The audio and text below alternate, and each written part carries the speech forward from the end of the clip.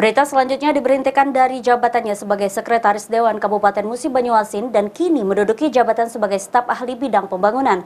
M. Tabrani Rizky melalui kuasa hukumnya melayangkan surat laporan secara tertulis ke Polda Sumsel terhadap mantan PLT Bupati Moba. Surat laporan tertulis dari mantan Sekwan Musi Banyuasin terhadap mantan pimpinannya yaitu PLT Bupati Musi Banyuasin dilayangkan oleh kuasa hukumnya ke Polda Sumsel.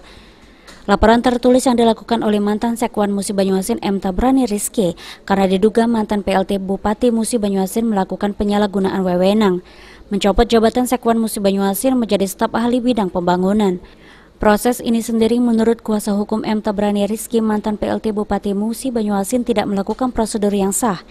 Korban klien kami, Saudara Dr. Andes Muhammad Tabrani Rizky yang saat itu menjabat selaku Sekwan Sekretaris Dewan DPRD Kabupaten Musi Banyuasin, diduga dengan kesenangan, tak diduga tanpa melalui prosedur. Untuk selanjutnya pihak pelapor akan menunggu jawaban atas laporan tertulis yang telah dilayangkan ke Polda Sumsel.